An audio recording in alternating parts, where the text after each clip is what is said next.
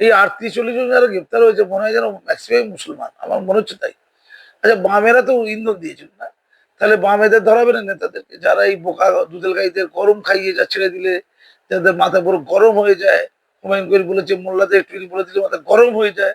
এটা সিপিএম জানে যে মোল্লাদের একটুখানি বলে দিলে মাথা গরম হয়ে যাবে। তো গরম করে দিল যারা, তাদের কি হবে? তাদের পরম ধর্ম কি গরম করা? 4 জনকে গ্রেপ্তার করা হয়েছে, 4 জনই অভিযুক্ত ছিল। একটা বাচ্চা মেয়েকে আর কতজন রেপ করে বলো তো? কজন মিলে লাগে একটা ওইটুকু বাচ্চা? মানে এতজন যে আছে তাতেই মোবাইল আছে, কত লোক মিলে এগুলো সব করেছে। গাঁজা মদ খেত, মদের খেয়ালে এসব কিছু করে ফেলেছে। তো এই ভদ্রলোকদের মতো ব্যাপারটা কিন্তু করেনি। সুরুচি সংঘ, সুরেন্দ্রনাথ কলেজ, প্রফুল্লচন্দ্র কলেজ, এখানে প্রমোদ ঘর, ওদের প্রমোদ ঘরটা কোথায়? ঝোপঝাড়। কবির মোল্লা আছে, কবির মোল্লা তো ধর্মের মুসলমান, ধর্ষকের কোনো ধর্ম নাকি?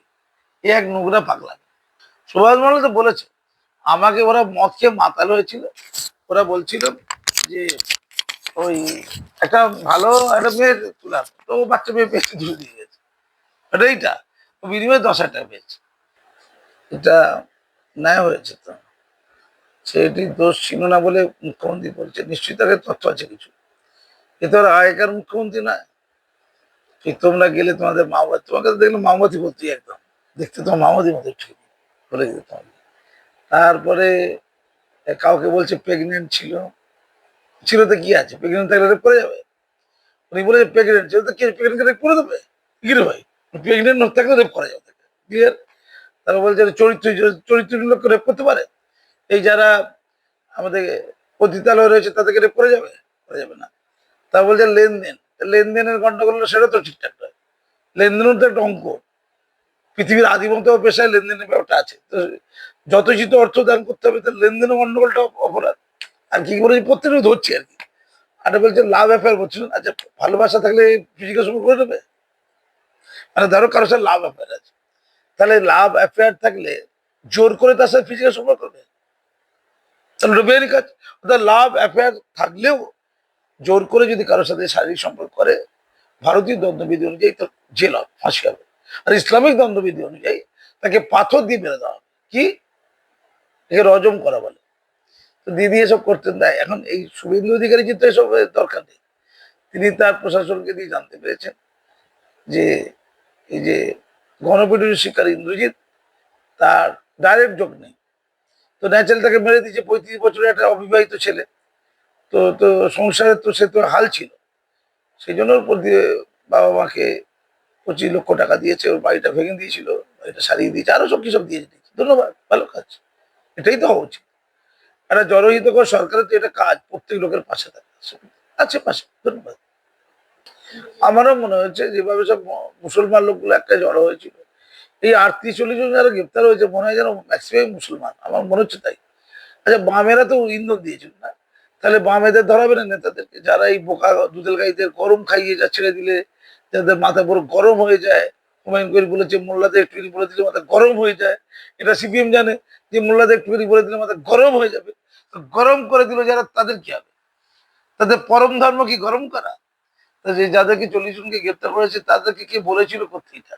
এইটা বললে তাদের গ্রেপ্তার করা উচিত। সে কাজটি করবে পুলিশ, দরকার। তো এই অন্যায়ের প্রতিবিধান হোক এবং যা শাস্তি হচ্ছে সেটা হোক, এটা বন্ধ। ধন্যবাদ। সুভাষ মন্ডল তো বলেছে আমাকে ওরা মদ খেয়ে মাতাল হয়েছিল, ওরা বলছিল যে ওই একটা ভালো একটা মেয়ের তুলার, তো বাচ্চা মেয়ে পেয়েছে, ধুয়ে দিয়ে গেছে। এটা এইটা বিনিময়ে 10,000 টাকা পেয়েছে। তাহলে আমি বারুইপুরে পুলিশের রিপোর্ট যা পেয়েছি, বিগত 3 বছরে 35 জন মেয়ে নাবালিকা পাচার হয়ে গেছে। তাদের মধ্যে নিশ্চয়ই ওই অসহায় বা শিশুটির মধ্যে অনেকে রেপ হয়েছে, খুন হয়ে গেছে, কেউ কেউ হয়তো পাচার হয়ে বিক্রি হয়ে গেছে, বুঝছে তো? তো ঘটনার জায়গায় প্রভাস মন্ডল ধরা পড়েছে, সিসিটিভি ক্যামেরা না থাকলে এত ধরা পড়তো না। ধরা পড়েছে, ধরা পড়ার পর বলছে 10,000 টাকার বিনিময়ে আমি এই কাজটা করেছি। আমি ধর্ষণ করিনি, আমি যে দেখছিলাম, দূর থেকে দেখছিলাম কেমন ভাবে ধর্ষণ করে দেখছিলাম, আর আমি 10,000 টাকা নিয়েছি। এই তো গল্প। তো আমার প্রশ্ন হচ্ছে যে শুভেন্দু অধিকারী একটা ভালো কাজ করে দিয়েছে না, ও তো মরে গেছে, ও তো সব বলে দিয়েছে আপনার, ও আবার কি তথ্য দেবে, নতুন কি তথ্য দেবে? আর ওর কথা তো বৈপরীত্য আছে। ওর থেকে যাওয়ার চেয়ে নেওয়া হয়েছে, আসল অপরাধীদের ধরা গেছে। 4 জনই গ্রেপ্তার।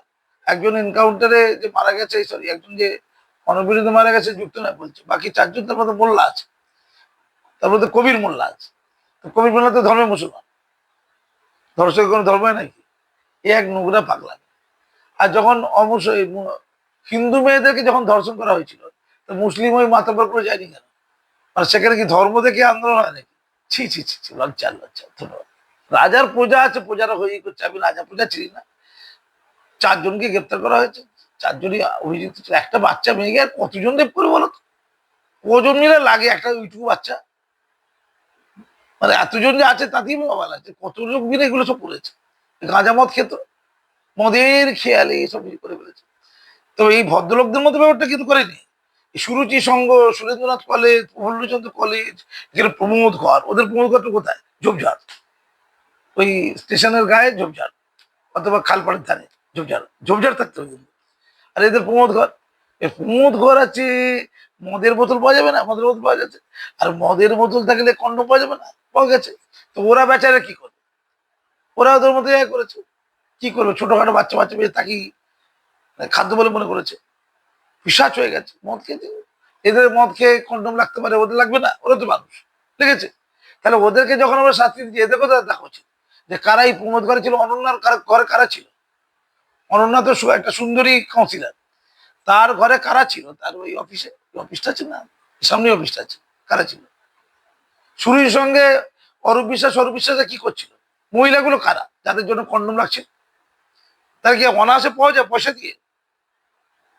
এইগুলো বুঝতে হবে। সমাজের এই উচ্চ বর্ণের মানুষদের নোংরামি, উচ্চ কোটির মানুষদের চলতে থাকে, নিম্নবর্ণের মানুষও করবে তো। তার তো অন্তর্য প্রান্তিক, তাদেরকে শোধরাতে হবে। তাদের মনের মধ্যে সুখ নেই, তারা বেকার, তারা মদতারি গাঁজা খেয়ে পড়ে থাকে, তাদের কাউন্সিলিং দরকার, মদতারি সেগুলো ভাঙা দরকার। এইগুলো হচ্ছে মৌলিক কাজ, এগুলো করলে এই জাতীয় অপকর্ম বন্ধ হবে। ধন্যবাদ। ভালো তৃণমূল সকালে যোগ দিয়ে বিকেলে রাজ্যসভার টিকিট। আর এই এই যে বিষয়টা কিভাবে দেখছেন? ভালোভাবে দেখছি তো, পাল্টি খেয়ে চলে এসছে, কি ভালো না? 1 ঘন্টা সব পেয়ে গেল।